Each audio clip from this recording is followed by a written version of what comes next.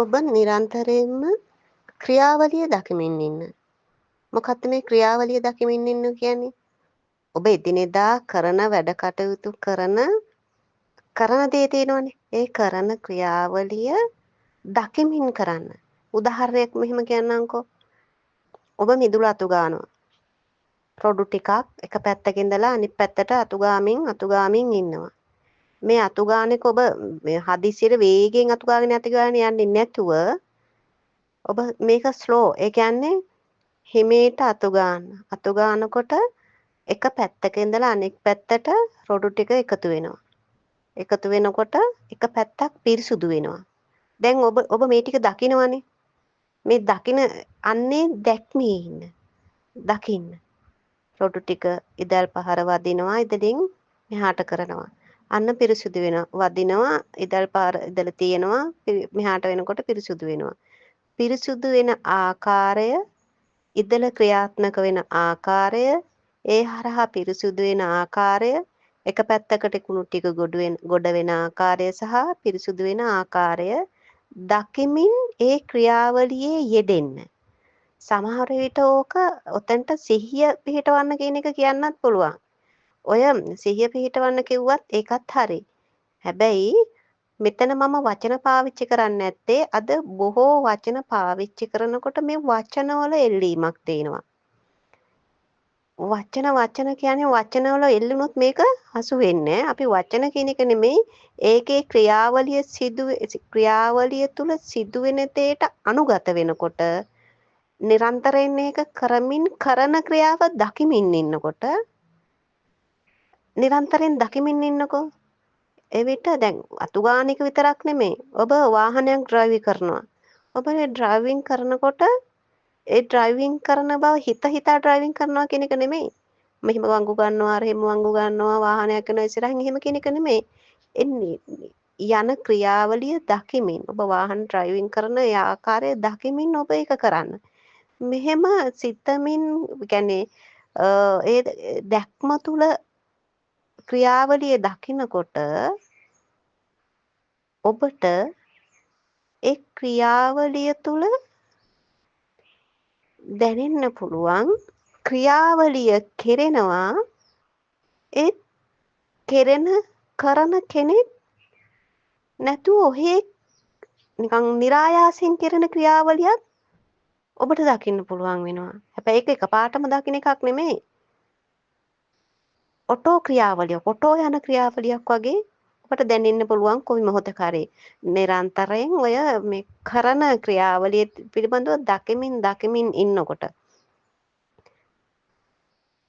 හැම දෙයක් පිළිබඳව ඔබ ආහාර ටික ගන්නකොටද ඒ ආහාර ටික ගන්න ආකාරය දකිමින් ඉන්න.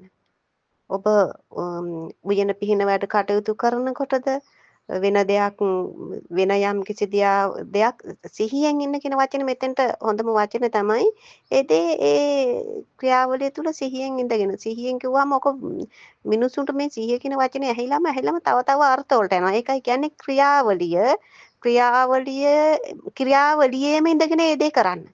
ක්‍රියාවලියේ ඉඳගෙනම දකින්න එක. ඒ කියන්නේ කරන්න. ක්‍රියාවලියෙම ඉන්න. එතකොට ඔබ ක්‍රියාවලියෙම වෙනවා මිසක ඔබ කියලා කෙනෙක් පවතින්නේ නැහැ. ක්‍රියාවලියක් විතරයි පවතින්නේ කියන එකට ඒක ඔබට යම් નિરાයාස මොහොතකදී දැනෙන්න ගන්නවා. ඒ ක්ෂණයකට નિરાයාසයෙන් ඔබට දැනෙන්න ගන්නවා. ඒකට කපාටම නොඋනත් ක්‍රමයෙන් අර අපි කියමුකෝ තනකොළ ටිකක් වැවිලා තිනවා මිදුලක. තනකොළ ටික වැවිලා තියෙනකොට ඔබ තනකොළ ටික හිමීට උදුරනවා. හිමීට කියන්නේ ඔහේ වේගයෙන් අපි නම් කරන්නේ එකපාරට වේගෙන් උදුරගෙන යන එක නෙමෙයි. නෙමෙයි. ඔබ කොළ ටික උදුරන්න. ක්‍රමයෙන් තනකොළ ඉදිරිලා පැත්තකින් තියනවා, උදුරනවා, පැත්තකින් තියනවා. එහෙම යනකොට එක පැත්තක තනකොළ නැති වී හිස් වී ගිහිලා පිරිසුදු වෙනවා. තව පැත්තක තනකොළ ටික ගොඩ ගැහෙනවා. එහෙම අර පිරිසුදු වෙන ආකාරය, ඒ පිරිසුදු වෙන ආකාරය, උදුරන ආකාරය, අත තනකොළ ගහට යන ආකාරය, තනකොළ ගහ ඉදිරෙන ආකාරය, එතන මේ පිරිසුදු වෙන ආකාරය, අන්නේ ක්‍රියාවලිය දකින්න. ඒ ක්‍රියාවලිය දකිනකොට එතනදී ඔබට මේ ක්‍රියාවලියක් විතරක් දැනෙනවා. ඒ කරන්නේ නැති ක්‍රියාවලියක් විතරක් දැනෙනවා. අන්න ඒක දකින්න උත්සාහ කරන්න. ක්‍රියාවලිය දකිමින් ඉන්නකොට ඒ નિરાයාස ස්වභාවය, ඒ කියන්නේ මෙතෙක් නොවුණු අස්වාභාවික ස්වභාවයක් වගේ දෙයක්. මේ මෙච්චර කාලයක් වුණු ස්වභාවික දේ නෙමෙයි, අස්වාභාවික. නිකන් නොහිතන දෙයක් සිදු වුණා වගේ කියලා ඔබටම වචන හසුරවා ගන්න මොකද්ද වුණා වගේ දෙයක් වගේ ඔබට දැනෙන ස්වභාවයක් එන්න පුළුවන්. ওই ක්‍රියාවලිය තමයි, ඔන්න ඔය ක්‍රියාවලිය දැකලා තමයි හැමෝම උතැනටපත් වෙන්නේ. ඒ කියන්නේ ඔය ප්‍රකට චරිත තියෙන්නේ. අඟුලිමාල චරිතද, කිසා ගෞතමද, පටාචාරාද, ඔය හැම චරිතයක්ම මෙන්න මේක දකිනවා.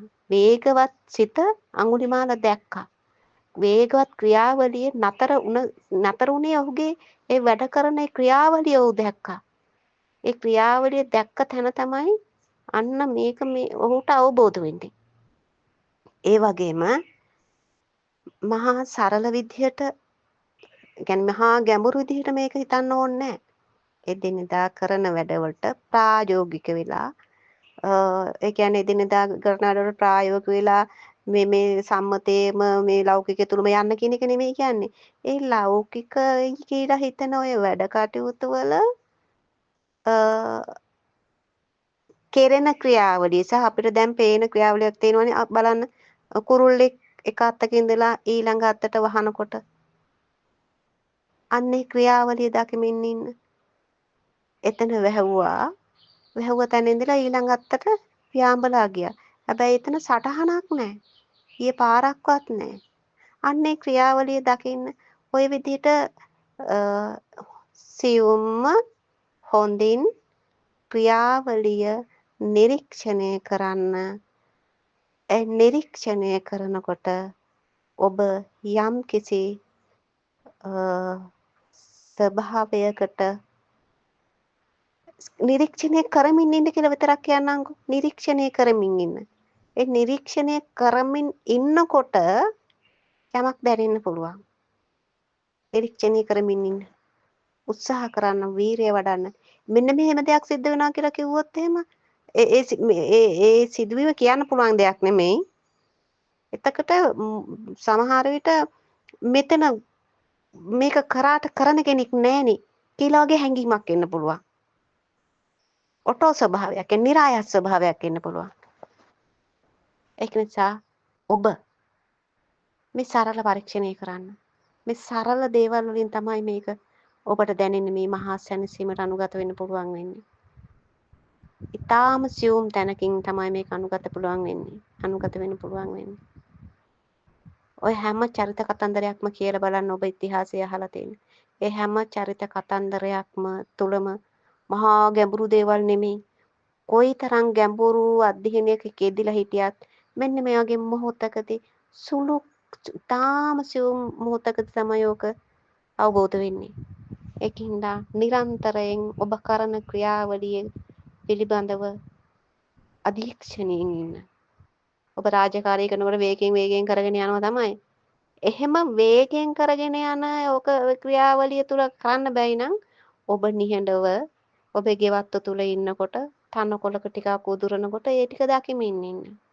මිදුල අතු ගන්නකොට ක්‍රියාවලිය කෙරෙන ආකාරය දකින්න. ඒකම තමයි හොඳම උදාහරණය. කෙරෙන ආකාරය දකින්න. උදාහරණයක් නෙමෙයි, ඔය තුලින්ම ඔක ලබා ගන්නත් පුළුවන්. ඒකයි අර ඔබේ සිතුවිලි ගලන ආකාරය දකින්න කියලා කියන්නේත් ඒකයි. හොඳයි ඔබ මේක කරලා බලන්නකෝ.